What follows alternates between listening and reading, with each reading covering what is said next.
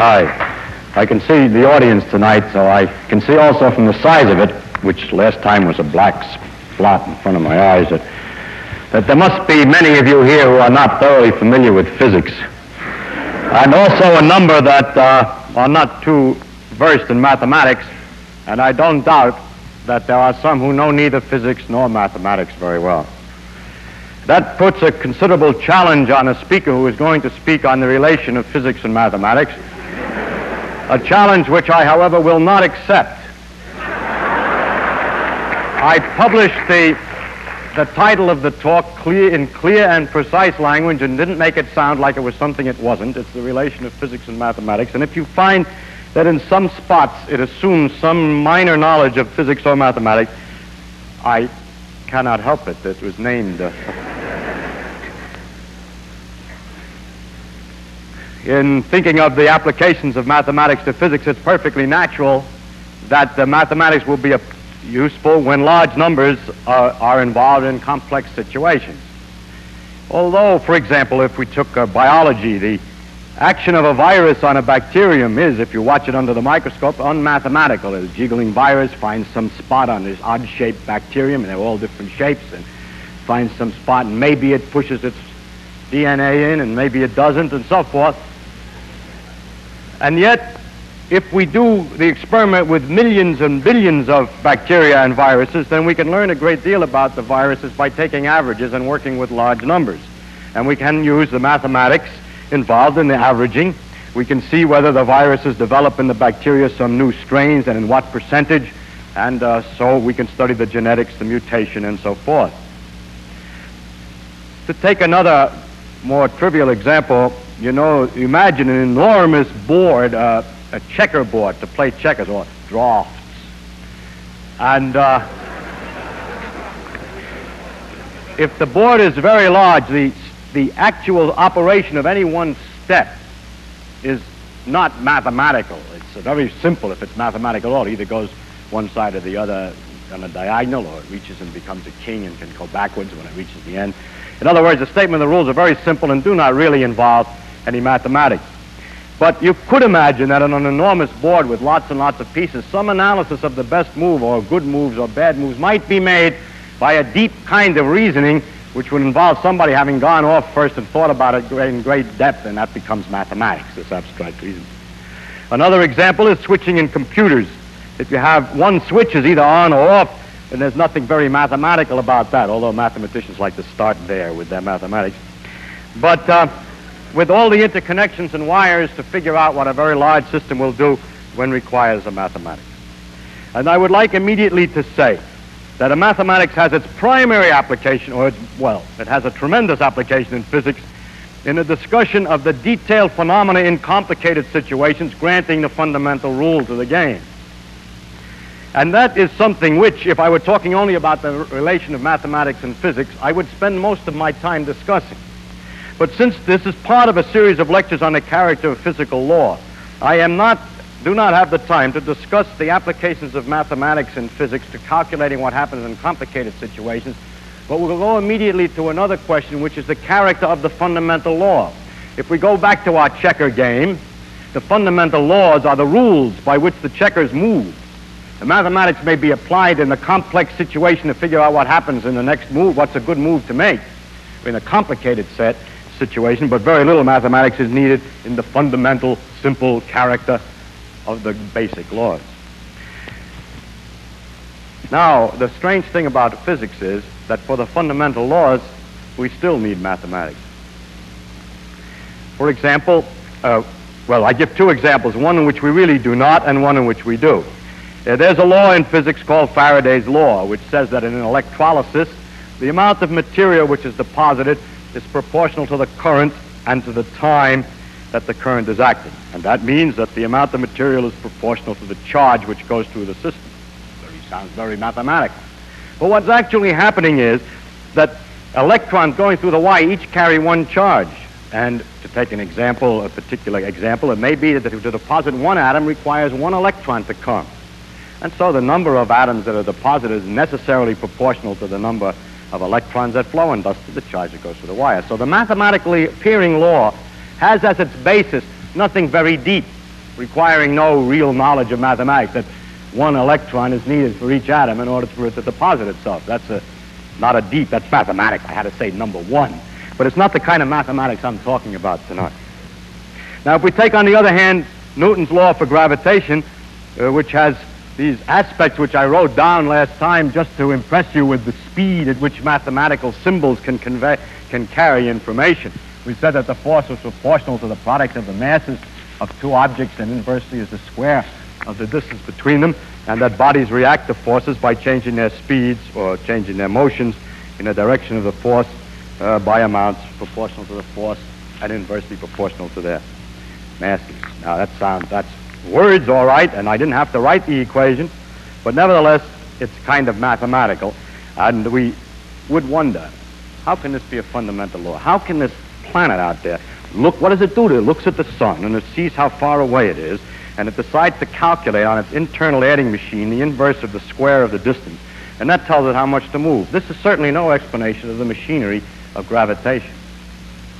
So you might want to look further, and various people have tried to look further. Newton was originally asked, it doesn't mean anything, it doesn't tell us anything. He says, it tells you how it moves. It should be enough, I told you how it moves, not what. But people are often unsatisfied without a mechanism, and I would like to describe one theory which has been invented among others, of the type that you might want, that this is the result of large numbers. And that's why it's mathematical. And I give this theory, perhaps you've thought of it yourself. Every once in a while some student comes running in, he suddenly explains gravitation. Suppose that in the world, everywhere, there are flying through us at very high speed a lot of particles that come equally in all directions. They're just shooting by, and once in a while hit us in a bombardment. But we and the sun are practically transparent for them, nearly. But some hit, and so it's not completely transparent. Then look what would happen. If the sun is here, and the earth is here, then if the sun weren't here, there would be particles bombarding from all sides, giving little impulses by the rattle of these bang, bang, the few that hit, which would not shake the earth in any particular direction, because there is many coming from one side as the other, from top, from bottom. However, when the sun is here, the particles which are coming in this direction are partly absorbed by the sun because some of them hit the sun and don't go through. Therefore, the number that are coming from this direction toward the earth is less than the number that are coming from the other side, because here they have no opposition from no sun there. And it's easy to see, after some mental effort, that the further the sun is away, the less in proportion of all of the particles are being taken out of the possible directions in which particles can come. I mean, the solar size appears smaller. And, in fact, inversely is the square of the distance.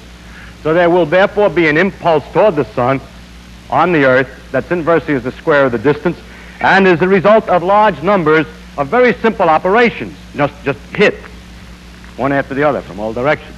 And therefore the strangeness of the mathematical relation will be very much reduced, because the fundamental operation is much simpler than calculating the inverse of the square of the distance. This machine does the calculating, these particles bouncing. Only trouble with it is that it doesn't work for other reasons. Every theory that you make up has to be analyzed against all the possible consequences and to see if it predicts anything else. And this predicts something else. If the earth is moving this way, more particles will hit it from the front than from the back. If you're running in the rain, more rain hits you in the front of the face than in the back of the head, because you're running into the rain. And so as the earth is moving in this direction, it's running into the particles, rather, and running away from the ones that are chasing it from behind, so that more particles hit it from the front than from the back, and there would be a force also sideways whenever there was any motion. This sideways force would slow the earth up in the orbit, and it certainly would not have lasted the at least 4 billion years that it has been going around the sun. So that's the end of that theory. Well, you say that was a good one, though. It got rid of the mathematics for a while. Maybe I can invent a better one. And maybe you can, because nobody knows the ultimate. But up to today, from the time of Newton, no one has invented another theoretical description of the mathematical machinery behind this law, which does anything else but say the same thing over again or make the mathematics harder, and at the same time doesn't produce some wrong phenomenon. I mean, they have, like this model does it, but it produces something which isn't true. So there is no model of the theory of gravitation today other than the mathematical form. If this were the only law of this character, it would be interesting and rather annoying. But what turns out to be true is that the more we investigate and the more laws we find and the deeper we penetrate nature, this disease, that every one of our laws is a purely mathematical statement in rather complex and abstruse mathematics. This is relatively simple mathematics. It gets more and more abstruse and more difficult as mathematics. And why? I haven't the slightest idea why. It is only my purpose in this lecture to tell you about this fact. In other words, it's my purpose in this lecture to explain really why I cannot satisfy you, if you do not understand mathematics too well, in trying to explain nature in any other way. It is the burden of this lecture, in fact, to just tell you the fact that it is impossible to answer honestly, the challenge of explaining in a way that a person can feel the beauties of the laws of nature without their having some deep understanding of mathematics. I'm sorry, but it seems to be the case. You might say, all right, then there's no explanation of the law. At least tell me what the law is. Why not tell me in words instead of in the symbols? Mathematics is just a language, and I ought to be able to translate the language. And in fact, I can. And with patience, I think I partly did. I could go a little further and explain more detail. That this means that if it's twice as far away, the force is 1/4 as much, and so on, and can convert all these into words. I would be, in other words, kind to the layman, as they all sit, hopefully that you will explain something. And various different people get different reputations for their skill at explaining to the layman, in layman's language, these difficult and abstruse subjects. The layman then searches for book after book with the hope that he will avoid the complexity which ultimately set in even by the best expositor of this type. He reads the things hoping one after he finds, as he reads, a generally increased confusion, one complicated statement after the other, one difficult to understand thing after the other, all apparently disconnected from one another, and it becomes a little obscure, and he hopes that maybe in some other book there's some explanation the man almost made it, you see.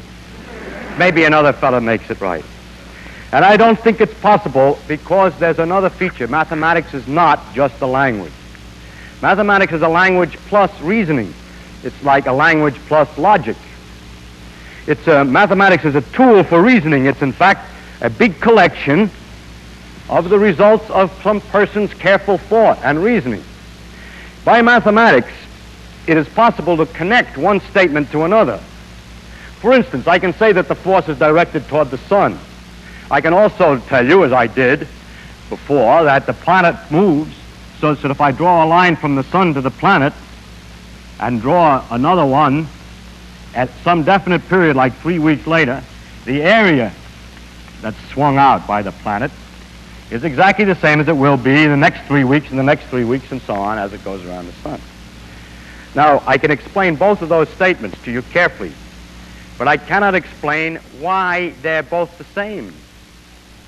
So that if you don't appreciate the mathematics, you cannot see that the great variety of facts, the enormous apparent complexity of nature with all its funny laws and rules, each of which have been carefully explained to you, are really very closely interwoven. That logic permits you to go from one up to the other. It may be unbelievable that I can demonstrate that equal times will be swept out if the forces are directed toward the sun. And just to, if I may try, I will show you one demonstration to show you that those two things really are equivalent. And so that you can appreciate that there's more to merely the statement of the two laws, that the two laws are connected such that reasoning alone will bring you from one to the other. And the mathematics is disorganized reasoning, and that it's good to know how to do that, so to appreciate the beauty of the relationship of the statement. So I'm going to prove, if I may, the relationship that if the forces are directed toward the sun, that the equal areas are swept out in equal time. So we start, here's the sun, and we imagine that at a certain time, let's say the planet is here, and is moving in such a way that, let's say, 1 second later or 1 hour, pick any time, let's say 1 second later, it's moved in such a manner that it has gotten to the position 2. Now, if the sun did not exert any force on it, then by Galileo's principle, it would keep right on going in a straight line. So in the same interval of time, later, the next second, it'll move exactly the same distance in the same straight line to the position 3, were there no force. All right, now first we're going to show that if there's no force, equal areas are swept out in equal time. I remind you that the area of a triangle is half the base times the altitude, and that the altitude is the vertical distance to the base. And that if the triangle is sort of cockeyed, there's a name for it which I forget, obtuse, then the altitude is this vertical height here. See, I know about the triangles, I just don't know the name. Now let us draw the lines to these 2 points in the case that there was no motion whatsoever. The question, this doesn't draw very well, I'm not accurate. But these 2 distances are equal, remember. The question is, are these 2 areas equal?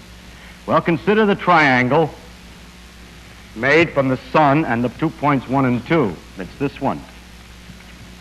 What's its area? It's this space multiplied by this height. And what about the other triangle, which is the triangle in motion from 2 to 3? It's this base times the same altitude. The 2 triangles have the same altitude and, as I indicated, the same base and have the same area. So far, so good. If there were no force from the sun, equal areas would be swept out in equal times. The 2 triangles have equal areas. But there is a force from the sun. And during this interval, from 1 to 2 to 3, the sun is pulling and changing the motion in various directions, this way, that way. To get a good approximation to that, we'll take the central position or average position here and say that the whole effect during this interval was to change the motion by some amount in this direction toward the sun. That means that although the particles were moving this way and would have moved this way in the next second, because of the influence of the sun, the motion is altered by an amount that's poking in this direction. That's parallel to this, exactly parallel. These lines are parallel. It's the direction in which this new motion is. The new motion is a compound of what it wanted to do and the change that's been induced by the action of the sun. So it doesn't really end up at position 3, but rather at position 4. So now we would like to compare, it's getting complicated in the diagram, the triangle 2,4S and 2,3S. I'll show you that those are equal. Because they have the same base, those 2 triangles, this one here, and the one that happened when we had no force. The one with force and with no force have the same base. And do they have the same altitude? Sure, because they're included between parallel lines, and so they have the same altitude. And thus the area of the last triangle I drew is the same as the second one I drew, this 1, 2, 3, and that I had proved earlier was the same as the first one. So in the actual orbital motion of the planet, the area of the first, in second, and in the second are equal. So by reasoning, we can see a connection between the force, the fact that the force is toward the sun, and that the areas are equal. Not ingenious, no?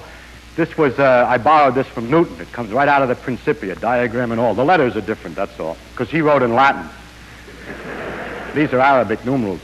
But incidentally, Newton made his proof geometrical like this, and made all his proofs in his book geometrical of this type. Today we don't use that kind of reasoning. We use a kind of analytic reasoning with symbols, which this kind of reasoning requires an ingenuity to draw the right triangles, the correct triangles, I mean, to notice about the areas and to figure out how to do it. You have to be clever. But there have been improvements in the methods of analysis so that one can be quite more stupid.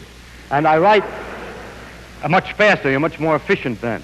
And I want only to show what it looks like in the notation of the more modern mathematics, where you don't do anything but write a lot of symbols to figure it out. First, we would like to talk about how fast the area changes, and we represent that by area dot. And the area changes because of when the radius is swinging, it's the component of velocity at right angles to the radius times the radius that tells how fast the area changes. So this is the component of the radial distance multiplied by the velocity or rate of change of the distance. Now the question is whether the rate of change of area itself changes. The principle is it's not supposed to change. The rate of change of area is not supposed to change. So we differentiate, so-called, this again, and we put, that'll mean some little trick about putting dots in the right place. And that's all. You have to learn the tricks. It's just a series of rules that people have found out that are very powerful for such a thing. And this says the component of the velocity at right angles to the velocity. It is none. There is none. The velocity is in the same direction as itself. And the acceleration, which is this thing, the second derivative, or the derivative of velocity, is the force divided by the mass. So this says that the rate of change of the area is the component of force at right angles to the radius. But if the force is in the direction of the radius, as Newton said, then there's no force at right angles to the radius, and that means that the rate of change of area doesn't change. I just wanted to illustrate the different kinds of notation. Now, Newton knew how to do this, more or less, a slight different notation, but he wrote everything this way because he tried to make it possible for people to read his papers. He invented the calculus, which is this kind of mathematics, and is a good illustration of the relation of mathematics to physics. When the problems in physics get difficult, we may often look to the mathematicians who have already studied such a thing and have reasoned about such an item before and have prepared a line of reasoning for us to follow. On the other hand, they may not have, in which case we have to invent our own line of reasoning, which will then pass back to the mathematicians, because everybody who reasons carefully about anything is making a contribution to the knowledge of what happens when you think about something. And if you abstract it away and send it to the Department of Mathematics, they put it in the books as a branch of mathematics. Mathematics, then, is a way of going from one set of statements to another. It's evidently useful in physics because we have all these different ways that we can speak of things, and it permits us to develop consequences and analyze the situations and change the laws in different ways and to connect all the various statements. So that, as a matter of fact, the total amount that a physicist knows is very little. He has only to remember the rules for getting from one place to another, and he's able to do it then. In other words, all of the various statements about equal times, the forces in a direction of the radius, and so on, are all interconnected by reasoning. Now an interesting question comes up. Is there some pattern to it? Is there a place to begin fundamental principles and deduce the whole works? Or is there some particular pattern or order in nature in which we can understand that these are more fundamental statements and these are more consequential statements? There are two kinds of ways of looking at mathematics, which for the purpose of this lecture I will call the Babylonian tradition and the Greek tradition. In Babylonian schools in mathematics, the student would learn something by doing a large number of examples until he caught on to the general rule. Also, a large amount of geometry, for example, was known. A lot of properties of circles, theorem of Pythagoras, for example, formulas for the areas of cubes and triangles and everything else. And some degree of argument was available to go from one thing to another. Tables of numerical quantities were available so that you could solve elaborate equations and so on. Everything was prepared for calculating things out. But Euclid discovered that there was a way in which all of the theorems of geometry could be ordered from a set of axioms that were particularly simple. And you're all familiar with that much geometry, I'm sure. But the Babylonian attitude was, if I make my way of talking what I call Babylonian mathematics, is that you know all these various theorems and many of the connections in between, but you've never really realized that it could all come up from a bunch of axioms. Modern mathematics, the most modern mathematics, concentrates on axioms and demonstrations within a very definite framework of conventions of what's acceptable and not acceptable as axioms. For example, in geometry, to take something like Euclid's axioms modified to be made more perfect and then to show the deduction of the system. For instance, it would not be expected that a theorem like Pythagoras' is that the sum of the squares of the areas of squares put on the sides of the triangle will equal the area of a square on a hypotenuse should be an axiom. On the other hand, from another point of view of geometry, that of Descartes, the Pythagorean theorem is an axiom. So the first thing we have to worry about is that even in mathematics, you can start in different places. Because of all these various theorems are interconnected by reasoning, there isn't any real way to say, well, these on the bottom here are the bottom, and these are connected through logic. Because if you were told this one instead, or this one, you could also run the logic the other way if you weren't told that one, and work out that one. It's like a bridge with lots of members, and it's over-connected. If pieces have dropped out, you can reconnect it another way. The mathematical tradition of today is to start with some particular ones which are chosen by some kind of convention to be axioms and then to build up the structure from there. The Babylonian thing that I'm talking about, which I don't really not Babylonian, but is to say, well, I happen to know this, and I happen to know that, and maybe I know that, and I work everything out from there. And tomorrow I forgot that this was true, but I remembered that this was true, and then I reconstruct it again, and so on. I'm never quite sure of where I'm supposed to begin and where I'm supposed to end. I just remember enough all the time so that as the memory fades and the pieces fall out, I put the thing back together again every day. The method of starting from the axioms is not efficient in obtaining the theorems. In working something out in geometry, you're not very efficient if each time you have to start back at the axioms. But if you have to remember a few things in the geometry, you can always get somewhere else. It's much more efficient to do it the other way. And what the best axioms are not exactly the same, in fact are not ever the same, as the most efficient way of getting around in the territory. In physics, we need the Babylonian method and not the Euclidean or Greek method, and I would like to say why. The problem in the Euclidean method is to make something about the axioms a little bit more interesting or important. But the question that we have is, in the case of gravitation, is it more important, is it more basic, is it more fundamental, is it a better axiom to say that the force is directed toward the sun, or to say that equal areas are swept in equal time? Well, from one point of view, the forces is better, because if I state what the forces are, I can deal with a system with many particles in which the orbits are no longer ellipses because of the pull of one on the other, and the theorem about equal areas fails. Therefore, I think that the force law ought to be an axiom instead of the other.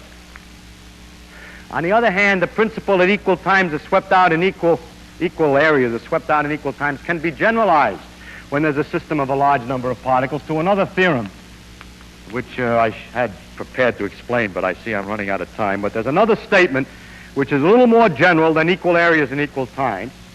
Well, I have to state what it is. It's rather complicated to say, and it's not quite as pretty as this one, but it's obviously the son of this one. I mean, it's the offspring.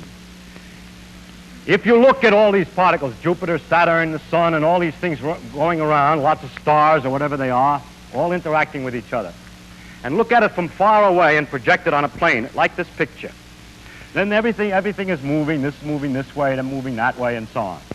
Then take any point at all, say this point, and then calculate how much each one is changing its area, how much area is being swept out by the radius to every particle, and add them all together. But wait, those masses which are heavier count more strongly. If this is twice as heavy as this one, then this area, it counts twice as much. So,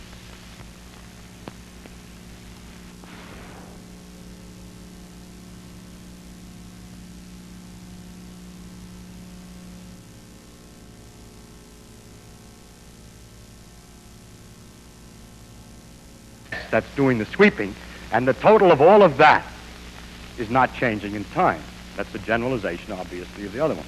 Incidentally, the total of that is called the angular momentum, and this is called the law of conservation of angular momentum. Conservation just means that it doesn't change.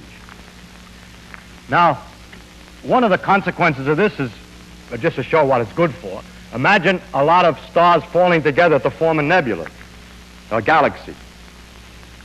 As they come closer in, if they were very far out and moving slowly, so there was a little bit of area being generated, but on very long arms, distances from the center, then if the thing falls in, the distances to the center are shorter now. If all the stars are now close in, then these radii are smaller, and in order to sweep out the same area, they have to go a lot faster.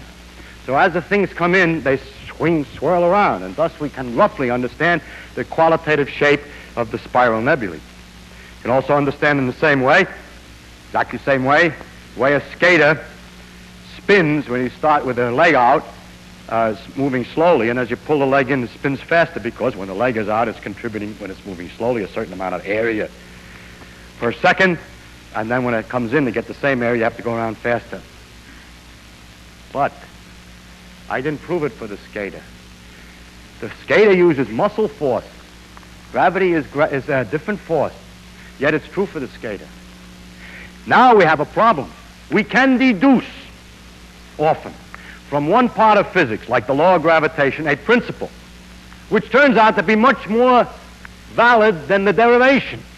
This doesn't happen in mathematics, that the theorems come out in places where they're not supposed to be. In other words, if we were to say that the postulates of physics were this law of gravitation, we could deduce the conservation of angular momentum, but only for gravitation. But we discover experimentally that the conservation of angular momentum is a much wider thing. Now, Newton had other postulates by which he could get the more general conservation law of angular momentum, but Newtonian laws were wrong. There's no forces, it's all a lot of baloney, the particles don't have orbits, and so on. Yet, the analog, the exact transformation of this principle about the areas, the conservation of angular momentum, is true with atomic motions in quantum mechanics and is still, as far as we can tell today, exact. So we have these wide principles which sweep across all the different laws. And if one takes too seriously his derivations and feels that this is only valid because this is valid, you cannot understand the interconnections of the different branches of physics. Someday, when physics is complete, then maybe with this kind of argument, we know all the laws, then we could start with some axioms, and no doubt somebody will figure out a particular way of doing it. And then all the deduction will be made. But while we don't know all the laws, we can use some to make guesses at theorems which extend beyond the proof.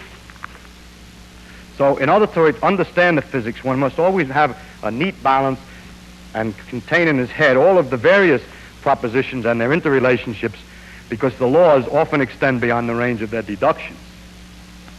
This will only have no importance when all the laws are known. Another thing that's interesting in the relation of mathematics to physics is this, a very strange thing, that by mathematical arguments you can show that you can start from very many different apparent starting points and come to the same thing. That's pretty clear if you have axioms, or you can use some of the theorems, but actually in the physical laws are so delicately constructed that the statements of them have such qualitatively different character that it's very interesting. So if you'll permit me, I'm going to state the law of gravitation in 3 different ways, all of which are exactly equivalent, it turns out, but they sound completely different. 1, there's a forces between the objects as described before, and each object, when it sees the force on it, accelerates or changes its motion, rather, at a certain amount per second, as I've described before. The regular way, I call it Newton's law. Now there's a completely different way. That law says that the force depends on something at a finite distance away. See, it has what we call non-local quality. The force on this depends on where that one is over there. Now, you may not like the idea of action at a distance, but it can know what's going on over there. So then there's another way of stating the laws, which are very strange, and it's called the field way of representing the laws.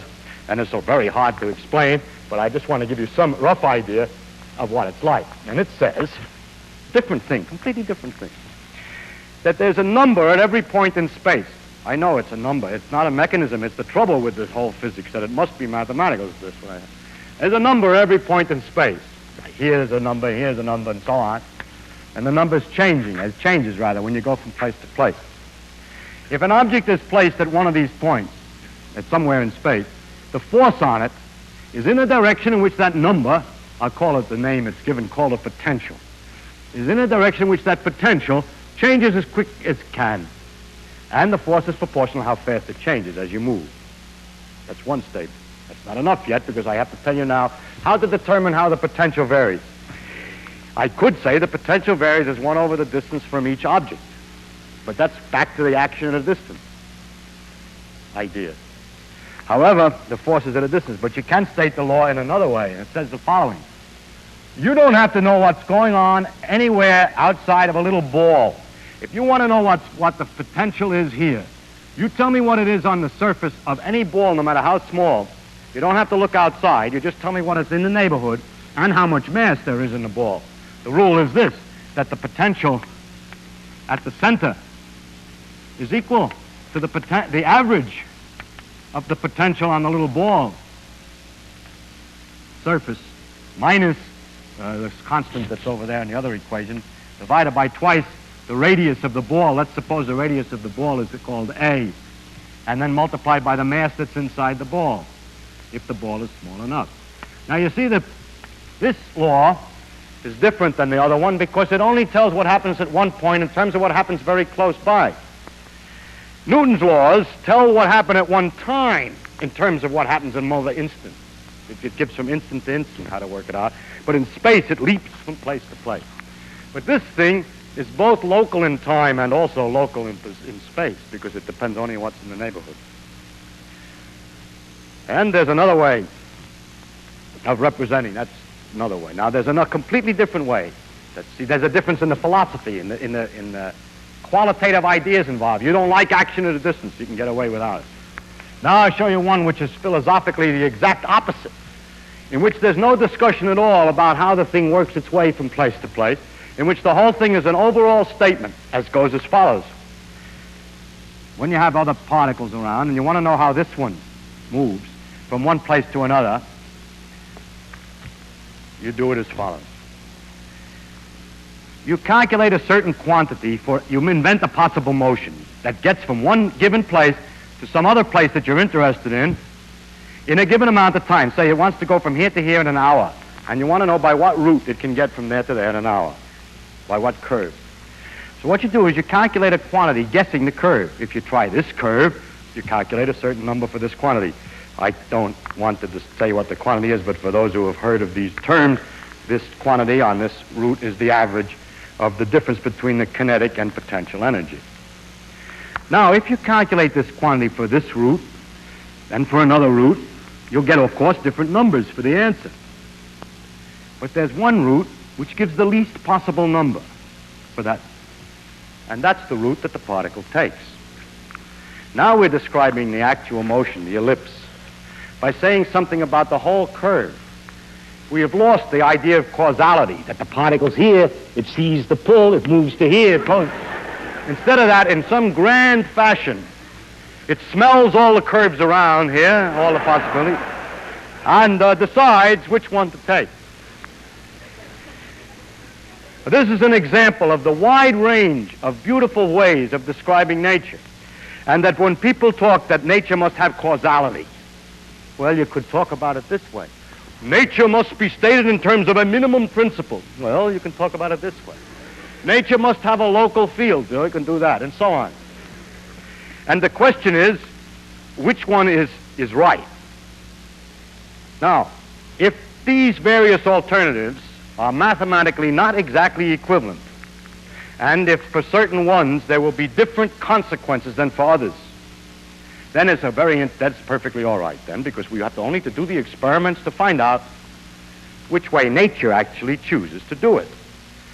Mostly people come along and they argue philosophically they like this one better than that one, but we have learned from much experience that all intuitions about what nature's going to do philosophically fail. It never works. One just has to work out all the possibilities and just try all the alternatives. Now, in this particular case that I'm talking about here, these theories are exactly equivalent.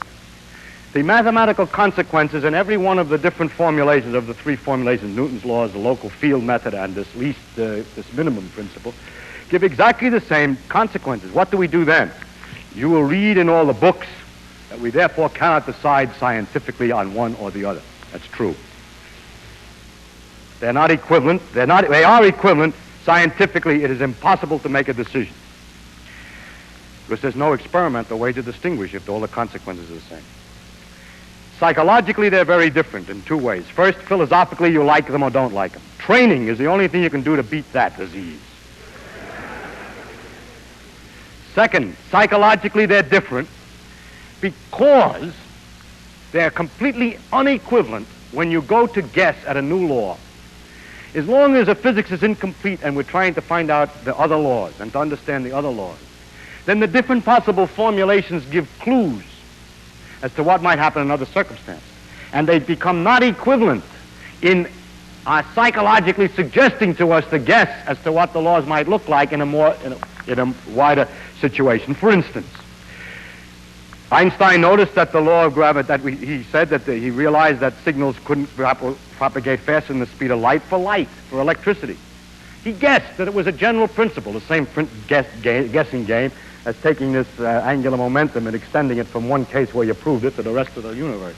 He guessed that it was true of everything, and he guessed that it would be true of gravitation. If the signals can't go any faster than the speed of light, it turns out that the method of describing the forces instantaneously is very poor. And in the Einstein generalization of gravitation, this method of describing physics is hopelessly inadequate and enormously complicated, whereas this one is neat and simple, and so is this one. So we haven't decided between those two yet. In fact, it turns out that the quantum mechanics says that, and exactly as I stated them, neither is right, but that the fact that a minimum principle exists turns out to be a consequence of the fact that on a small scale, particles obey quantum mechanics. And the fact is the best laws at present understood is really a combination of the two, in which we use minimum principles plus local force, local laws. And the present day believes that the laws of physics have to have the local character and also the minimum principle. But we don't really know. So it's this way, that if you have a structure that's only partly accurate and something is going to fail, if you write it with just the right axioms, maybe only one axiom fails and the rest remains. You just change one little thing. But if you write it with another set of axioms, they all collapse because they all lean on that. But we can't tell ahead of time, without some intuition and guesswork, as to which is the best way to write it until we find out the new situation. So we must therefore always keep all of the alternative ways of looking at the thing in our heads. So the physicists do Babylonian mathematics and pay little attention to the precise reasoning from fixed axioms. One of the amazing characteristics of nature is this variety of interpretational schemes which is possible. It turns out that it's only possible because the laws are just so unspecial and delicate. For instance, that the law is the inverse square is what permits it to become local. If it were the inverse cube, it couldn't be done this way. That the other end of the equation, that the force is related to the rate of change of the velocity, that's a consequence that permits this kind of a way of writing the laws, the minimum principle, because, for instance, if the force were proportional to the rate of change of position instead of velocity, you couldn't write it in that way. If you try to modify the laws much, you find you can only write them in very much fewer ways. I always find that mysterious, and I don't understand the reason why it is that the laws of physics always seem to be possible to be expressed in such a tremendous variety of ways. They seem to be able to get through several wickets at the same time.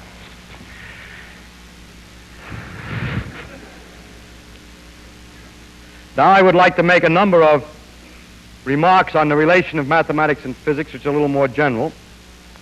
The first is that the mathematicians only are dealing with the structure of the reasoning, and they do not really care about what they're talking. They don't even need to know what they're talking about, or as they themselves say, or whether what they say is true. Now I explain that. If you state the axioms, you say such and such is so, and such and such is so, and such is so, what then? Then the logic can be carried out without knowing what the such and such words mean.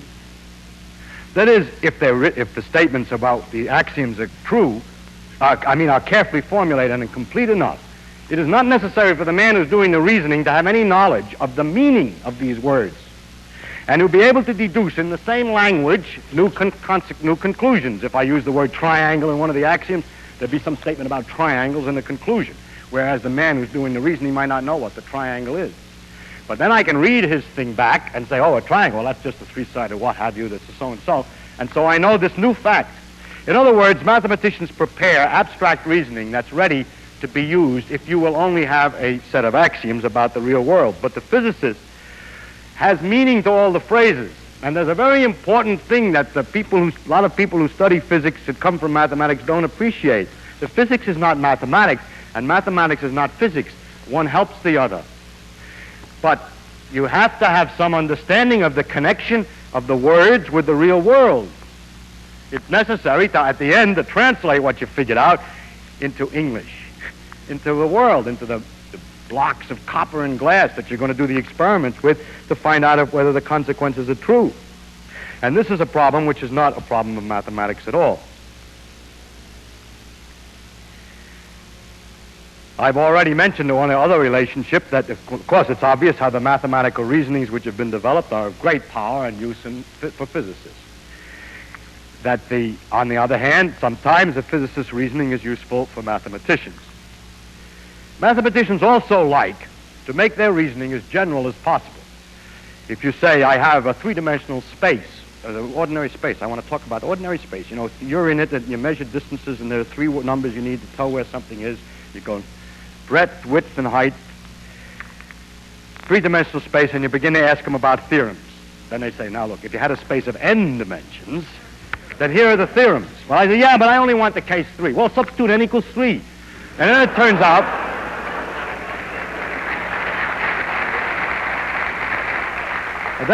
out that very many of the complicated theorems they have are much simpler because it happens to be a special case. Now, the physicist is always interested in the special case. He's never interested in the general case. He's talking about something. He's not talking abstractly about anything. He knows what he's talking about. He wants to discuss the gravity law. He doesn't want the arbitrary force case. He wants the gravity law. And so there's a certain amount of reducing because the mathematicians have prepared these things for a wide range of problems, which is very useful. And later on, it always turns out that the poor physicist has to come back and says, excuse me, when you wanted to tell me about the 4 dimensions.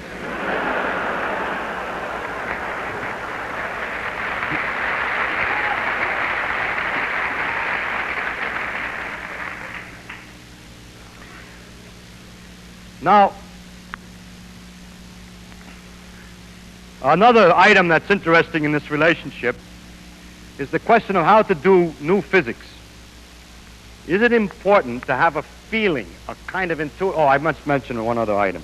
When you know what it is you're talking about, that these things are forces, and these are masses, and this is inertia, and this is so on, then you can use an awful lot of common sense, seat-of-the-pants feeling about the world. You've seen various things. You know more or less how the phenomenon is going to behave. Well, the poor mathematician, he translates it into equations, and the symbols don't mean anything to him, and he has no guide but precise mathematical rigor and care in the argument. Whereas a physicist who knows more or less how the answer is going to come out can sort of guess part way and go right along rather rapidly. The mathematical rigor of great precision is not very useful in the physics, nor is the modern attitude in mathematics to look at axioms. Now, mathematicians can do what they want to do. One should not criticize them because they are not slaves to physics. It is not necessary that just because this will be useful to you, they have to do it that way. They can do what they will. It's their own job. And if you want something else, then you work it out yourself. The next point is the question of whether we should guess, when we try to get a new law, whether we should use the seat-of-the-pants feeling and philosophical principles. I don't like a minimum principle, or I do like a minimum principle, or I don't like action at a distance, or I do like action. The question is, to what extent models help? And it's a very interesting thing. Very often models help, and most physics teachers try to teach how to use these models and get a good physical feel for how things are going to work out. But the greatest discoveries, it always turns out, abstract away from the model. It never did any good. Maxwell's discovery of electrodynamics was first made with a lot of imaginary wheels and idlers and everything else in space. If you got rid of all the idlers and everything else in space, the thing was okay. Dirac discovered the correct laws of quantum mechanics for relativity quantum mechanics simply by guessing the equation. And the method of guessing the equation seems to be a pretty effective way of guessing new laws. This shows, again, that mathematics is a deep way of expressing nature, and attempts to express nature in philosophical principles or in seat-of-the-pants mechanical feeling is not an efficient way. I must say that there is possible, and I've often made the hypothesis, that physics ultimately will not require a mathematical statement, that the machinery ultimately will be revealed, just a prejudice like one of these other prejudices.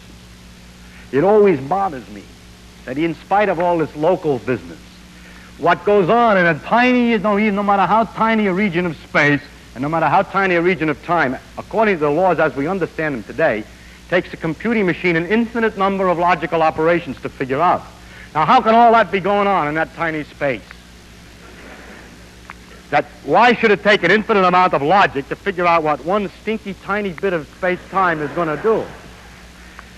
And so I made a hypothesis often that the laws are going to turn out to be, in the end, simple like the checkerboard, and that all the complexity is from size. But that is of the same nature as the other speculations that other people make. It says, I like it, you don't like it. It's not good to be too prejudiced about the thing. To summarize, I would use the words of Jeans, who said that the great architect seems to be a mathematician. And for you who don't know mathematics, it's really quite difficult to get a real feeling across up to the beauty, or the deepest beauty of nature. C.P. Snow talked about two cultures. I really think that those two cultures are people who do and people who do not have had this, people who have had and people who have not had this experience of understanding mathematics well enough to appreciate nature once. It's too bad that it has to be mathematics, and that mathematics for some people is hard. When one of the, it's reputed, I don't know if it's true, that when one of the kings was trying to learn geometry from Euclid, he complained that it was difficult. And Euclid said that there's no royal road to geometry. And there's no royal road. It's not we cannot, as people who look at this thing as a physicist, cannot convert this thing to any other language. You have, if you want to discuss nature, to learn about nature and to appreciate nature, it's necessary to find out the language that she speaks in. She offers her information only in one form. We are not so unhumble as to say, demand that she change before we pay any attention. It seems to me that it's like all the intellectual arguments that you can make would not in any way, or very, very little, will communicate to deaf ears what music, the experience of music really is. And all the intellectual arguments in the world will not convince those of the other culture. The philosophers who try to teach you by telling you qualitatively about this thing. Me, who's trying to describe it to you, but it's not getting across because it's impossible. We're talking to deaf ears. And it's when it's perhaps that the horizons are limited, which permit such people to imagine that the center of the universe of interest is man. Thank you.